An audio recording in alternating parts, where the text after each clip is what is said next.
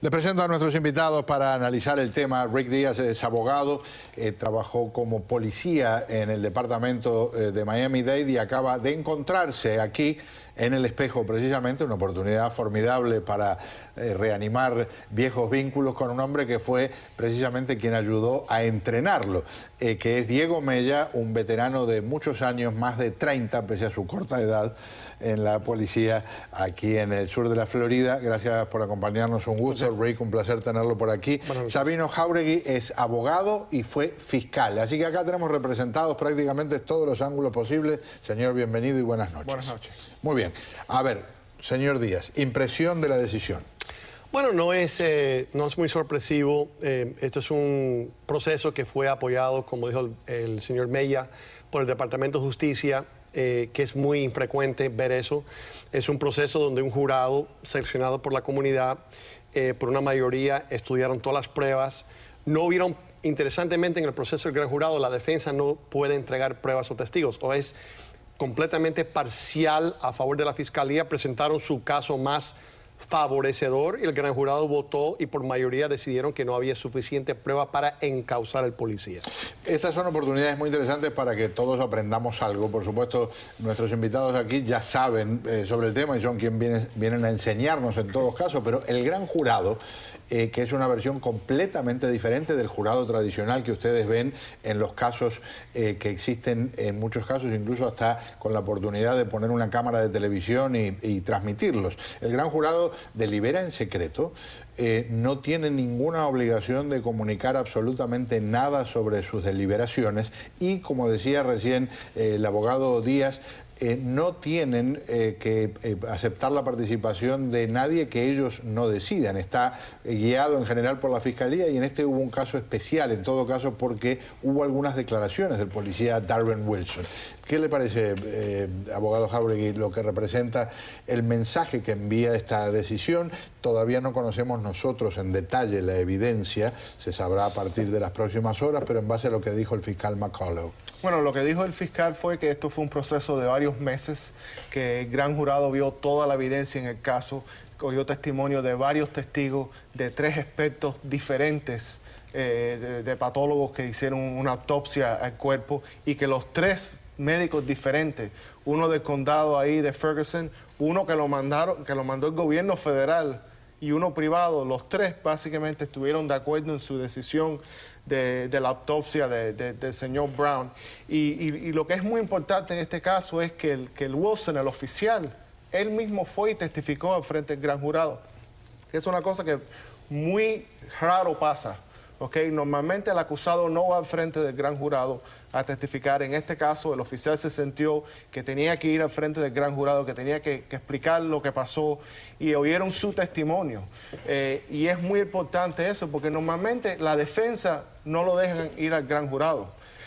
Normalmente un fiscal cuando presenta su prueba a un gran jurado, casi siempre el gran jurado está de acuerdo en ponerle cargo al acusado, en el 99% de los chances, ¿okay? Porque un gran jurado nunca oye la evidencia de la defensa. Claro. Y en este caso, ni con la defensa, ni con el acusado, el Wilson testificando, ellos dijeron que no había causa probable de ponerle ningún tipo de acusación a él, porque la fiscalía estaba tratando de acusarlo de homicidio de primer grado hasta tan bajo como manslaughter, que viene siendo como homicidio involuntario, como una negligencia involuntaria. Exacto. Y ni eso pudieron hacer.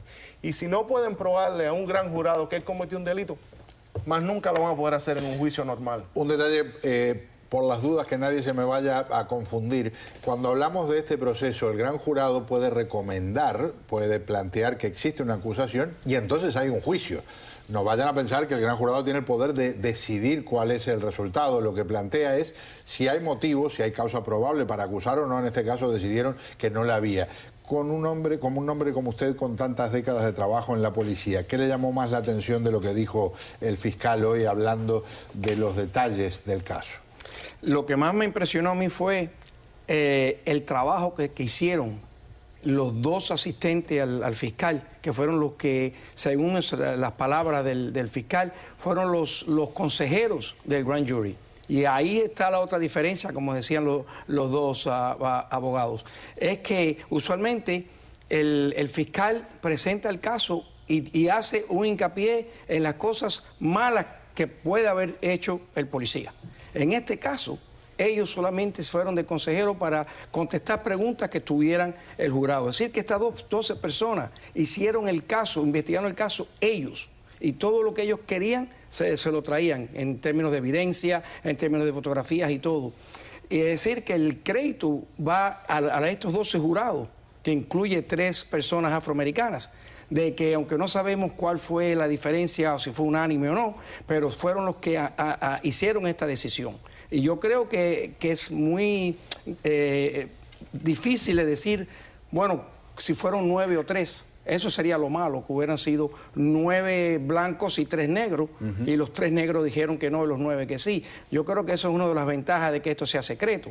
Pero de todas maneras es una mayoría bastante contundente, aunque hubiera sido eso, de que aquí no había cargos para él. Las versiones iniciales, y fíjense qué interesante, y aquí hay expertos que me pueden corregir con toda tranquilidad.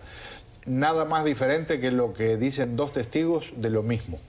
Es extraordinario, ¿verdad? Pero cuando uno escucha algunos de los testimonios de lo que se planteó, algunos dicen que hubo una batalla entre el agente Wilson y Michael Brown, que Michael Brown lo golpeó con mucha violencia cuando todavía estaba dentro de su carro, dentro de su patrullero. Otros dicen que no, que eso no ocurrió. Otros dicen que el agente abrió fuego contra él aun cuando iba de espaldas huyendo del área del patrullero. Y otros, y esto es muy importante porque hoy lo puntualizó el fiscal McCullough, dijeron, y estos testigos, según el fiscal, son afroamericanos, no se puede hablar acá de diferencia racial, que primero se dio vuelta y trató de poner distancia y que luego se dio vuelta y enfrentó al policía y le llevó la carga.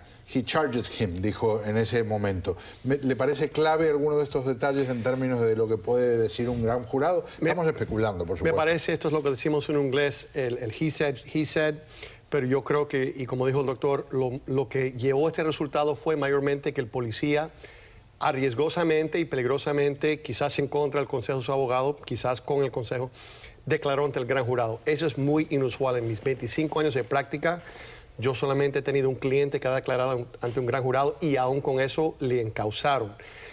Yo tengo que suponer de que la credibilidad del policía, en vista del he said, el policía fue suficientemente convincente y creíble ante el gran jurado, que ellos le dieron el beneficio de cualquier duda que pudiera existir, si es que existía alguna.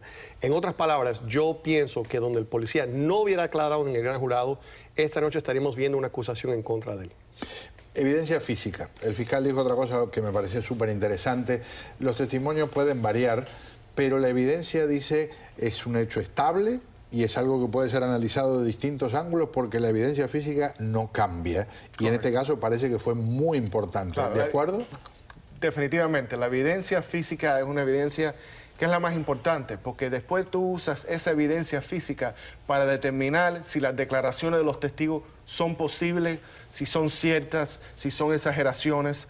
Por ejemplo, al principio de este caso hubieron varios testigos que dijeron, no, le disparó en la espalda, o le disparó cuando estaba en el suelo y le tiró para abajo así. Y cuando la autopsia regresó y cuando la evidencia física se supo, era imposible que él le había disparado en la espalda, era imposible que el ángulo le estaba tirando en el piso.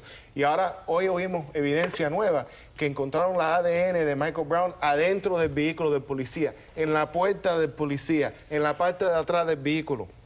Una de las balas que le dio a la mano de Michael Brown fue contacto cerca, que quiere decir que o estaba agarrando la arma o que la arma estaba bien cerca a su mano.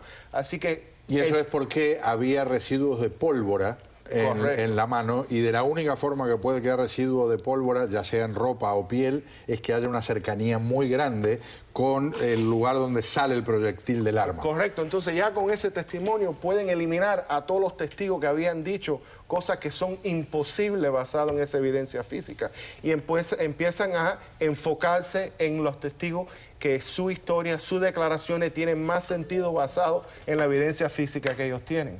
Entonces van eliminando y van poco a poco, le dan más importancia a un testigo, menos importancia al otro, basado en esa evidencia física que no cambia, que no tiene sentimiento, que no tiene una afiliancia política, La evidencia no es de esa forma, los testigos sí.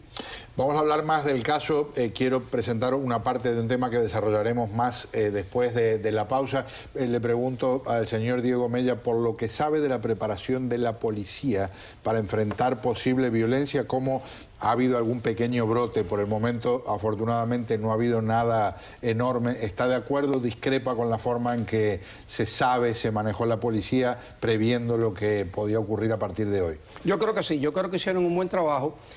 Una cosa que me gustó fue que yo estaba mirando noticias mucho antes de que empezara la rueda de prensa y había uno de los entrevistadores que estaba diciendo que la policía encubierta en ese grupo que habían dejado entrar a Ferguson ya habían identificado a algunos miembros de la Pantera Negra. Y habían ya identificado un señor un que grupo tenía un extremista cuchillo. que empezó a funcionar por allá por los 60. Correcto, y habían también muchas personas del grupo anónimo, que eran un grupo que salió por medio de Twitter, que también trajo muchas personas de afuera. Es decir, que estaban haciéndolo bien. La policía estaba en masa allí, pero no estaban tampoco enfrente para incitar nada. Estaban a unas cuantas cuadras de distancia detrás de un warehouse, que eso me dice que la preparación estaba bien hecha. Inclusive la FBI mandó personal especiales en caso de que hubiera problemas de disturbios. Yo creo que esta noche hicieron mucho mejor trabajo que cuando dejaron a todos estos delincuentes por una semana entera a destruir Ferguson. Vamos a escuchar algo de lo que dijo hace minutos el presidente Barack Obama sobre el tema. Me uno a la propuesta de los padres de Michael Brown y pido que cualquiera que proteste esta decisión lo haga de manera pacífica. Permítanme repetir las palabras del padre de Michael. Herir a otros o destruir propiedades no es la respuesta. Sin importar lo que decide el gran jurado, no quiero que la muerte de mi hijo sea en vano. Quiero liderar un gran cambio, un cambio positivo, cambios que hagan a nuestra nación mejor para todos. Una pausa y al regresar analizamos qué aprendemos, qué puede servir en términos de lo que se ha vivido en estos prácticamente 110 días desde que ocurrió la muerte de Michael Brown y algunos detalles fascinantes que surgen de lo que es el análisis, por ejemplo, de la autopsia.